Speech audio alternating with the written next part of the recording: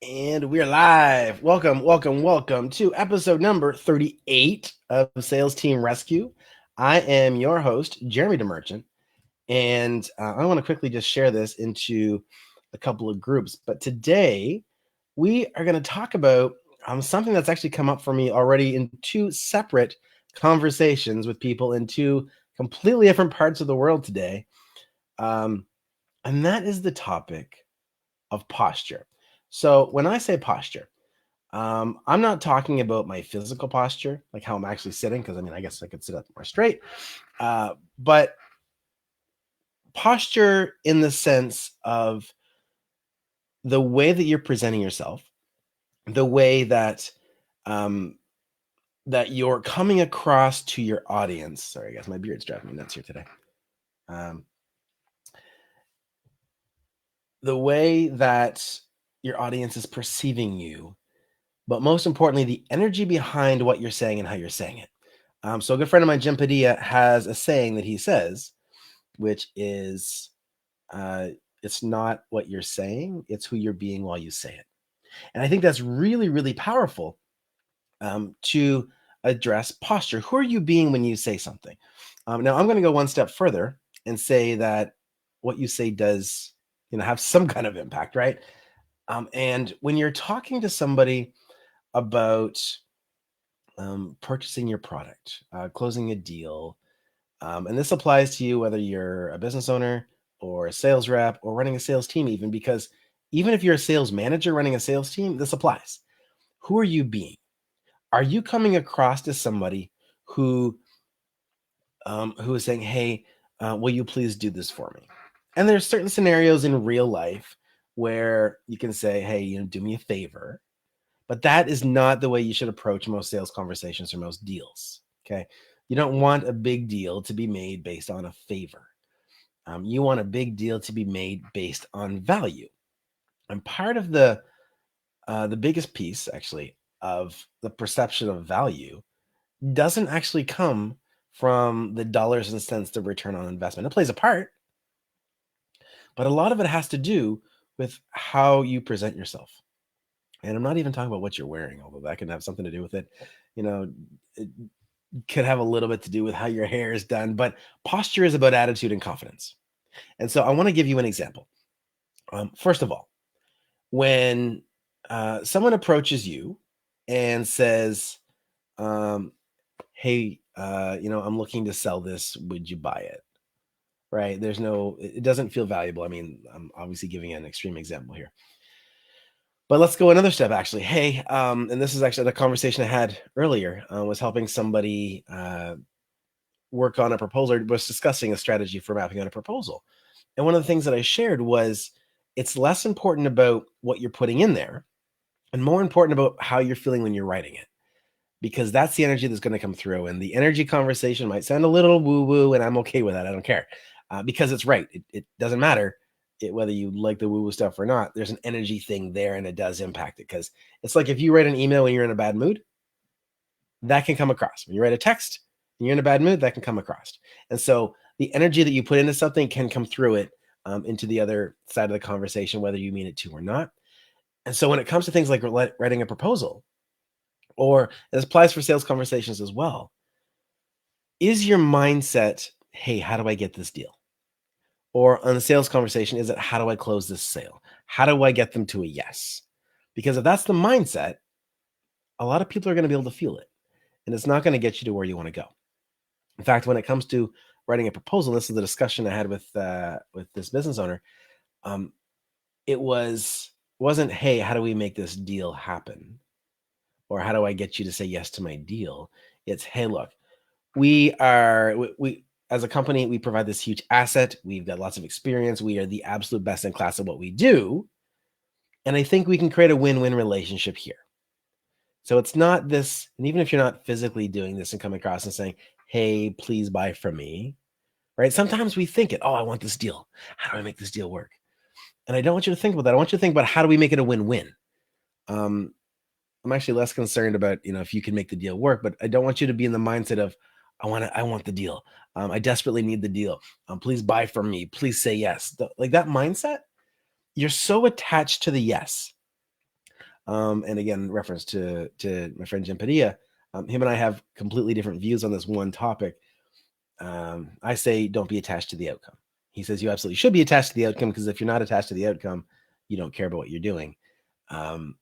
But to give some context around it, his messaging is the outcome you should be attached to is that you help them make a decision, not the yes. Okay. So we're sort of on the same page, just from two different perspectives. And I agree. Like, don't be attached to that yes. Don't make everything all about I must get the yes in the sale. Help this person make a right decision. Help move them in some direction. But if all you want is for them to buy from you, and that's the only thing that's important to you, they're going to feel it and the deal's going to fall through. Because people don't trust someone that prioritize their own needs over the person they're trying to help. They're supposed to be helping. Does that make sense? So I think you should absolutely prioritize your own needs in your own life, in your own world. No one's going to look out for you the way you're going to. Totally on board with all that stuff. But in a sales conversation, the most important thing is the person you're selling to feels taken care of. And so when you shift your posture from going, hey, can you do me a favor, or please buy, or how do I get them to buy, right? It becomes about you. Versus how do we make this deal work? How do I demonstrate my value? How do I show them the benefit to them? And you shift that perspective, being all about them. And it's not about, hey, how do I make the sale? It's about how do I deliver the value? And you can't deliver the value until they say yes. Okay. But it's not about you making a sale or closing the deal. It's about how do we take the next steps necessary to make sure you see the result. So, and you've probably heard this if you've watched any kind of sales training or you're in the online marketing space, you might understand this more. But there's a difference, and this is just a really great example. There's a difference between seeing a presentation live on stage or in a webinar or whatever, and having somebody say, okay, now click here if you want to join, versus someone saying, hey, click here if you wish to apply, and then we'll see if you qualify. Okay. Now, a lot of people do that because there's actually qualifications that need to be met. Some people do it because they just wanted to feel more exclusive, and there's nothing wrong with that. I just finished a launch with my Momentum 120 program, and everybody had to talk to me first. There was two reasons behind it.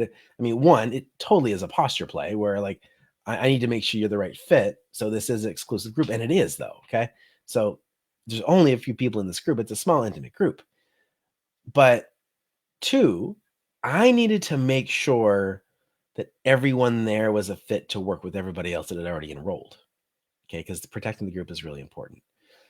But what that does publicly is it makes it feel like not everybody's going to get in. And in my case, they're not. In a lot of cases, they're not, right? There actually is a qualification process in place, but it feels very different. The difference from actually another conversation that I had in the last couple of weeks was we're talking to somebody who was in a situation where their business wasn't quite at the level that I normally work with.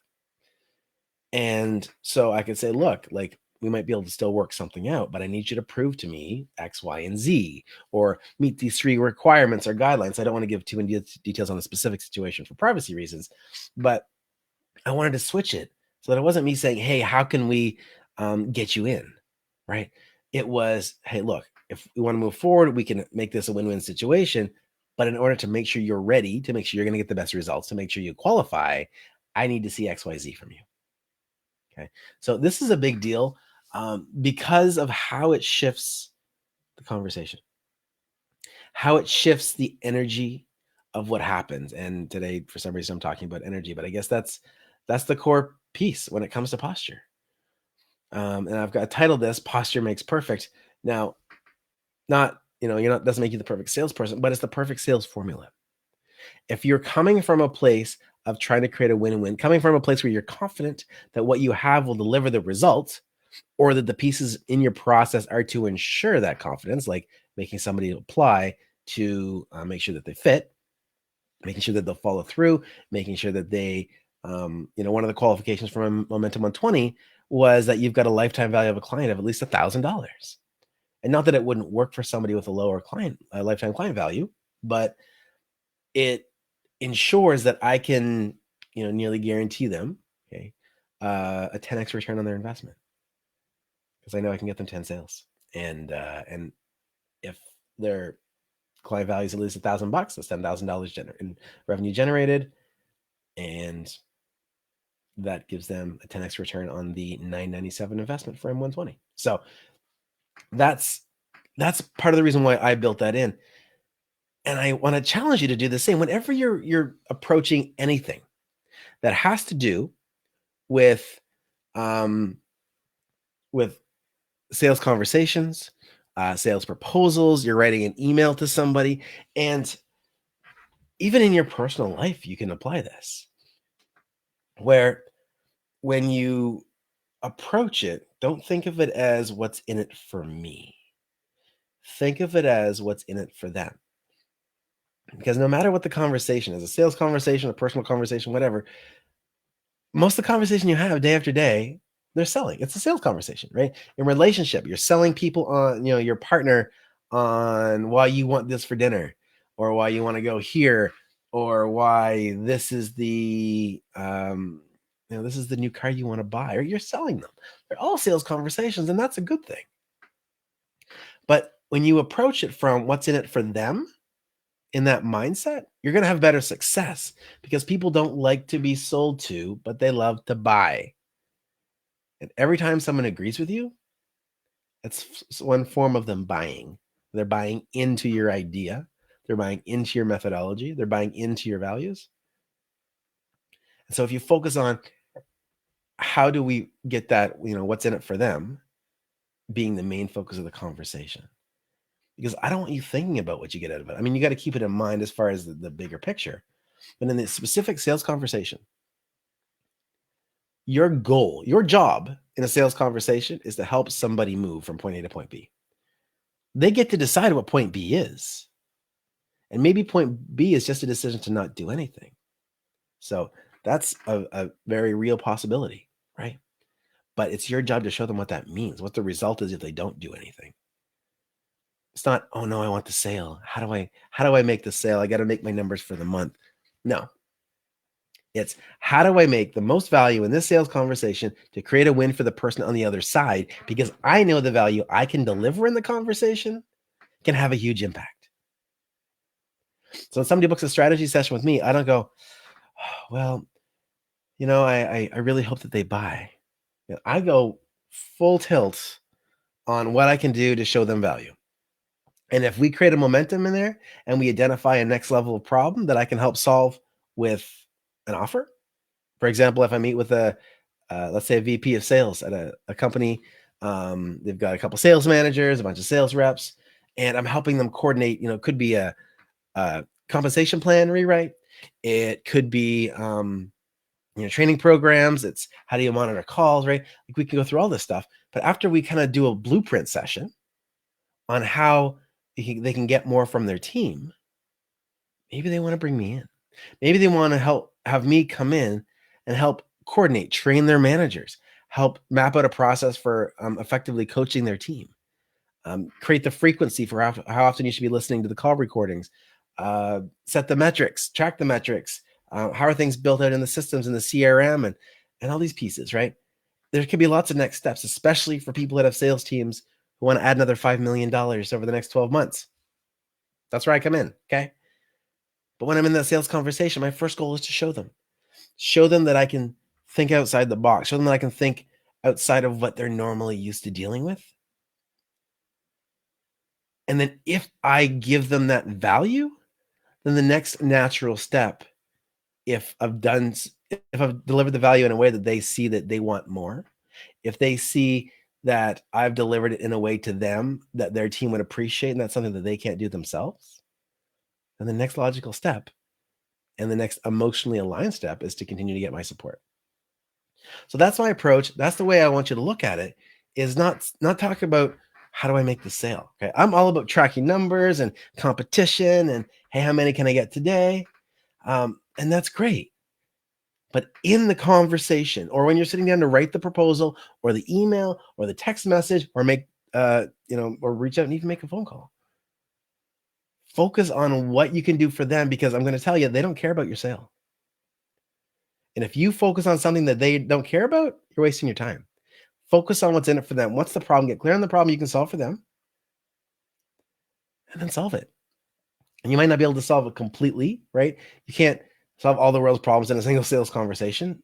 That's a fact. But if you can show them that you can solve one problem and that you've got the capacity to solve more problems, then the next step is getting your support. Okay, guys. So I hope that was helpful. Posture makes perfect in the context of the perfect formula for sales success.